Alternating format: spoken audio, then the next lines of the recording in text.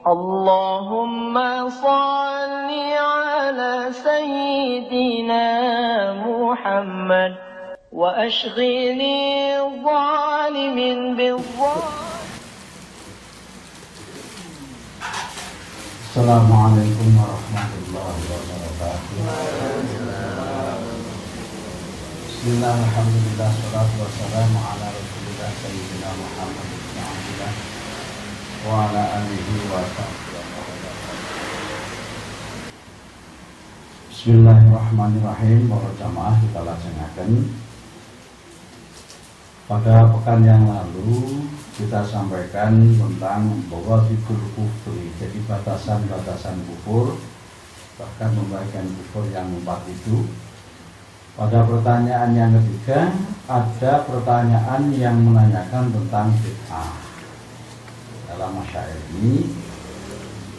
Kemudian pengertian bid'ah sudah kita sampaikan, bahkan bid'ah itu ada di sana hukumnya ada 4 ya. Bahkan ada bid'ah yang wajib, ada bid'ah yang sunnah, ada bid'ah yang mubah, yang makruh dan yang haram. 5. Nah, inilah perlu kita sampaikan apa sebenarnya makna bid'ah itu sendiri. Bahwasanya di dalam kitab Al-Qiyad disebutkan al-bid'atu ya amalu amalin ala ghairi misalin sabab. Jadi bid'ah itu adalah melakukan amal tanpa contoh yang mendahulunya.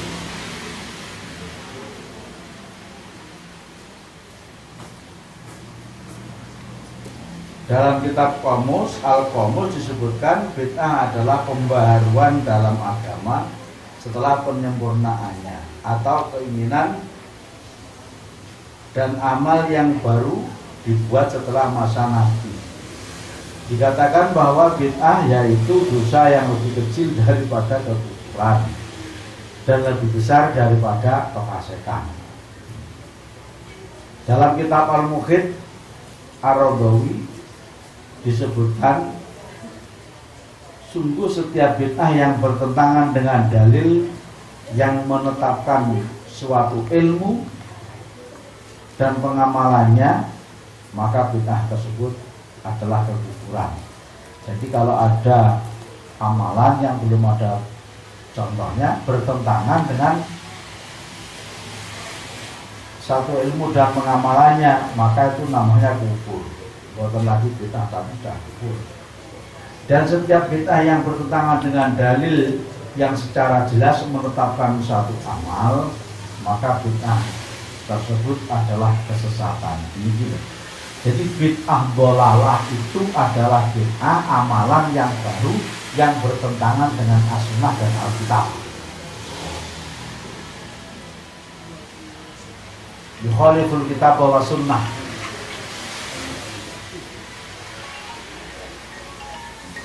Namun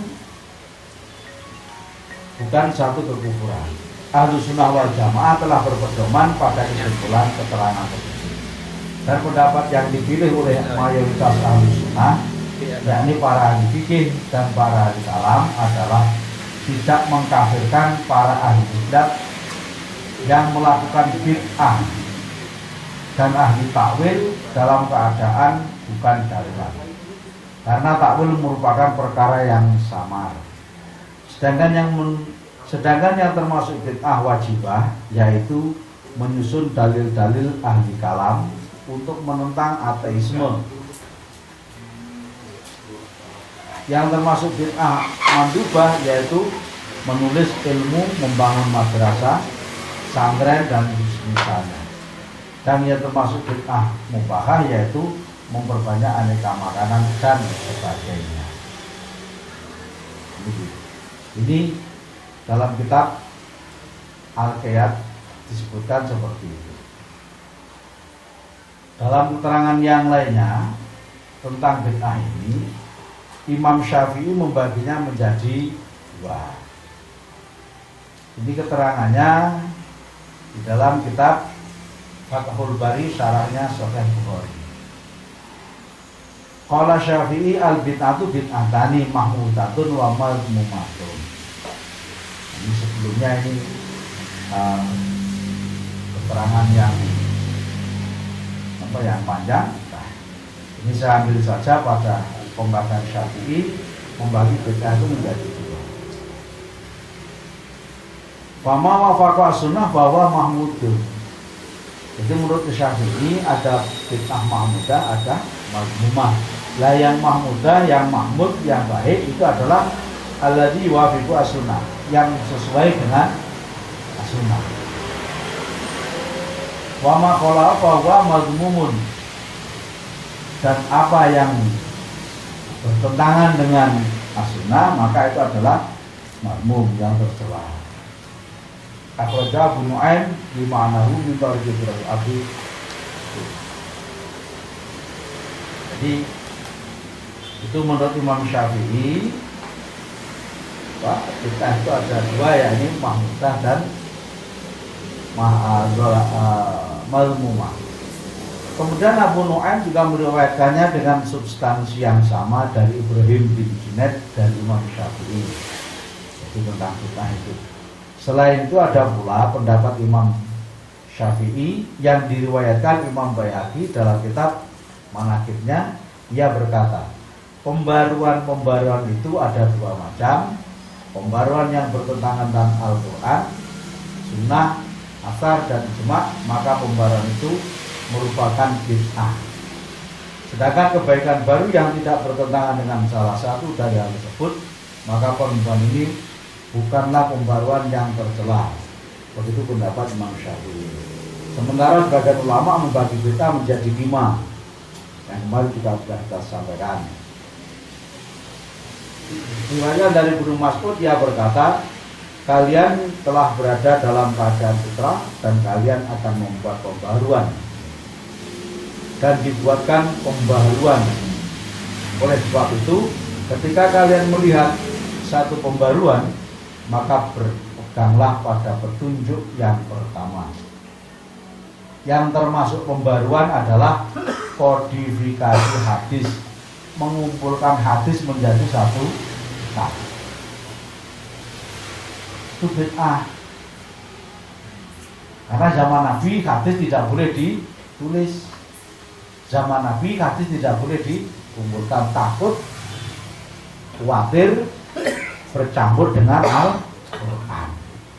Kalau Kanjeng Nabi pirsa iki hadis iki Quran, tapi umatnya dikhawatirkan seperti itu. Makanya hadis ini dikumpulkan, dikodifikasikan pada tahun 300 setelah sidone Kanjeng Nabi. 300 tahun, 3 abad lama. Makanya di sini itu termasuk hal yang bid'ah. Lho apa sing ngumpulnya hadis kaya Sahih Bukhari, terus Sahih Muslim, itu juga termasuk dhalalah. Kalau hanya berpegang bahwa semua bid'ah itu adalah dhalalah. Nah, yang termasuk semua bid'ah dhalalah itu adalah bid'ah yang mazmumah. Ada bagian pendapat yang mengatakan bahwa bid'ah itu alladzi yukhalifatu syar'i, yang bertentangan dengan hukum syariat. Kalau yuwafiqu bi syar'i bukan bid'ah. Jadi amalan-amalan baru yang ada dan zaman Nabi belum ada, kemudian tidak bertentangan dengan syariat, itu bukan bid'ah. Makanya dikatakan kalau bid'ah itu yang bertentangan dengan syariat. Makanya setiap yang bertentangan dengan syariat itu dhalalah. Itulah pengertian kullu bid'atin dhalalatun. Bukan antem kromo, semua yang ada yang pada masa Nabi belum ada itu dikatakan bid'ah dhalalah. Itu. Jadi sebenarnya pendapat orang yang mengatakan seluruh apa yang dilakukan zaman sekarang, zaman Nabi belum ada, itu dianggap bid'ah, tapi tidak melihat bahwa itu bertentangan dengan syariat apa tidak. Kalau bid'ah itu yang bertentangan dengan syariat, kalau yang tidak bertentangan itu bukan bid'ah. Lalu mereka mengatakan pokoknya sing anyar sing zaman Nabi urung enek saiki dilakoni kuwi bid'ah kabeh. Nah ini tidak memiliki yang hasanah, yang mahmudah ataupun yang mazmumah. Dan iki kula lajengaken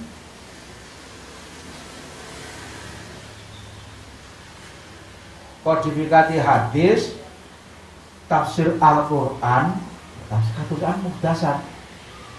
Zaman Nabi beterengan tentang tafsir Ibnu Abbas, tafsir Al-Baghawi, tafsir Jalalain, tafsir Yasar, tafsir Al-Marawi itu belum ada semuanya zaman Kanjeng Nabi. Jadi termasuk tafsir-tafsir itu adalah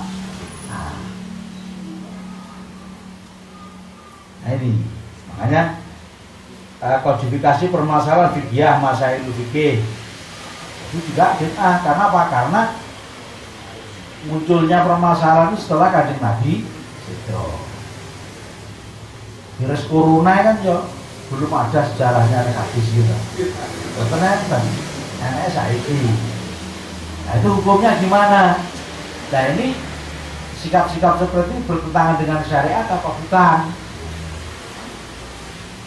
Kalau bertentangan dengan syariat menurut sebagian ulama tadi itu namanya kalau tidak bertentangan bukan jadi itu pendapat yang umumnya. Jadi kita harus bisa melihat jangan hanya satu pintu, tapi kita harus melihatnya dari berbagai macam itu.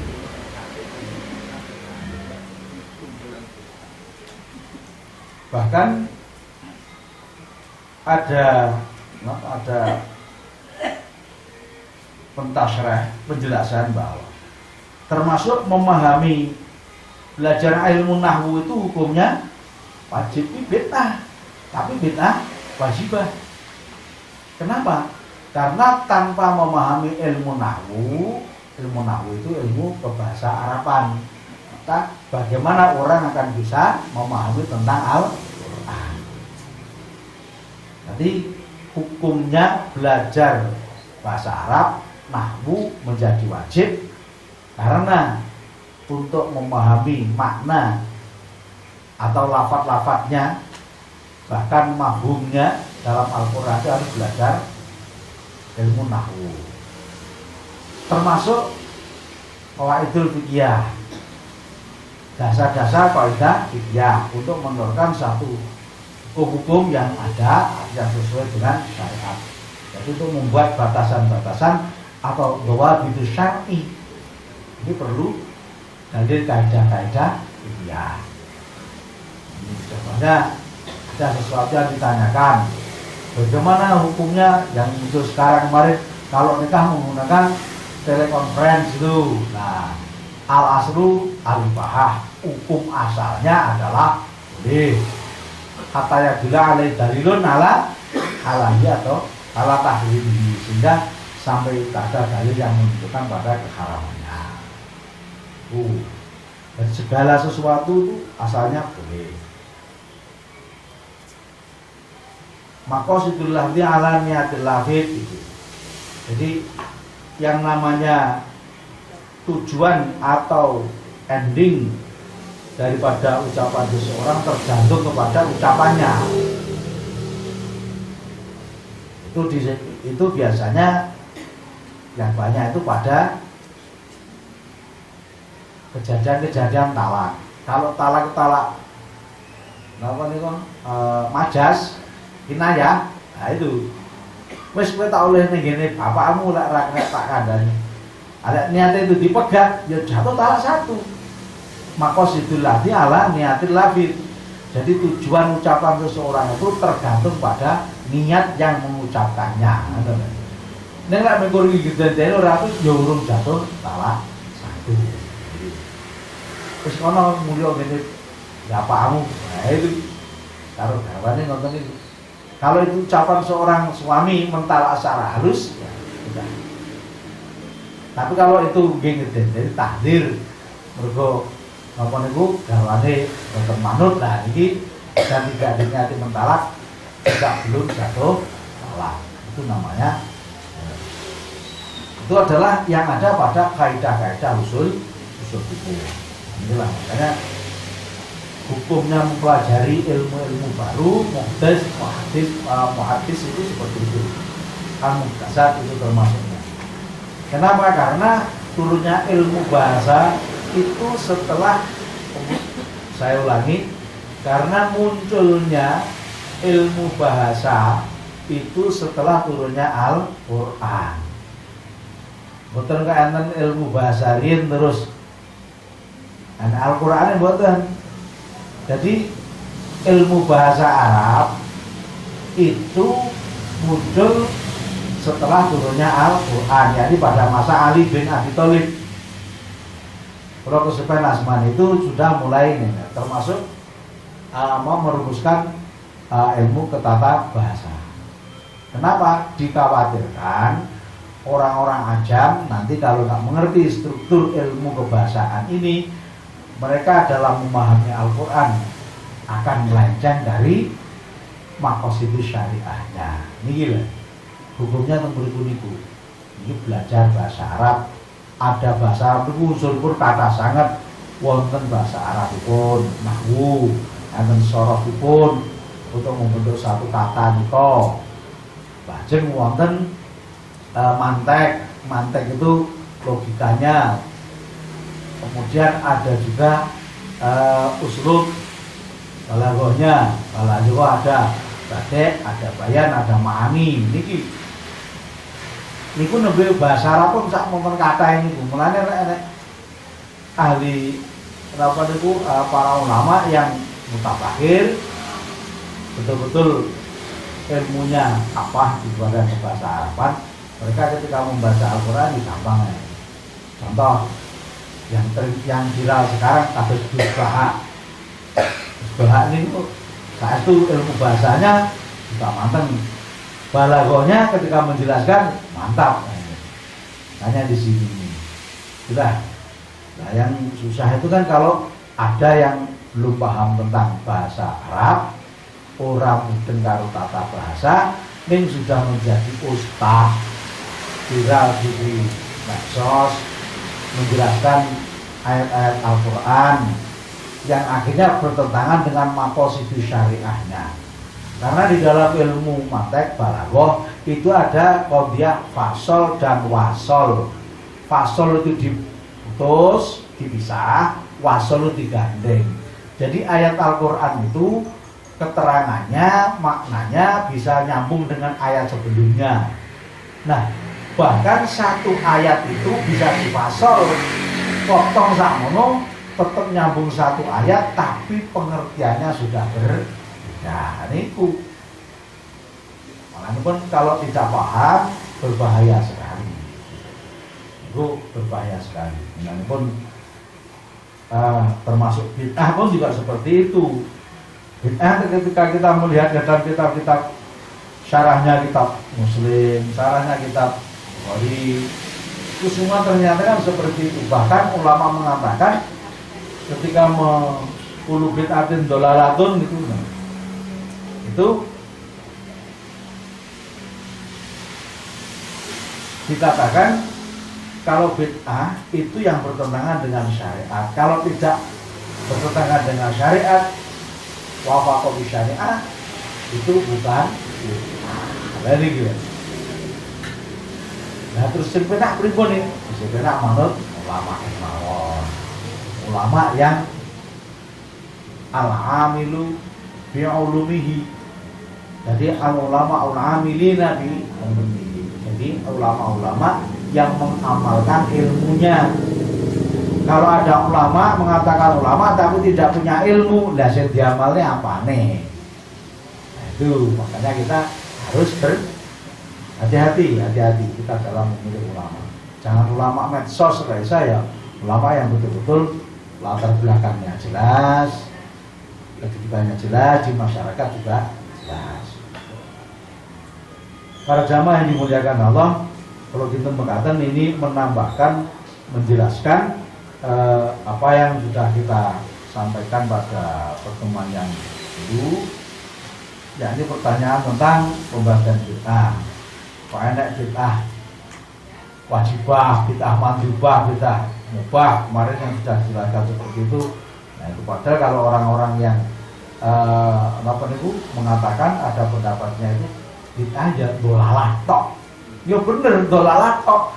Nih mereka tidak memerinci bahwa yang dolalah itu adalah yang bertentangan dengan syariat, dan yang tidak bertentangan dengan syariat itu bukan bid'ah. Harusnya kan seperti itu. Nah inilah namanya talfek. Talfek itu golek penae, mencari mudahnya sesuai dengan tujuan yang mengucapkannya. Ini loh. Jadi golek pembenaran lah, pembenaran atas pendapatnya. Nah, ini yang dilaknat oleh Allah. Demikian para jamaah yang kita sampaikan, sekali lagi mohon maaf. Mari kita akhiri dengan bacaan alhamdulillah bersama. Alhamdulillahirabbil alamin. Wallahu a'lam bishawab. Assalamualaikum warahmatullahi wabarakatuh.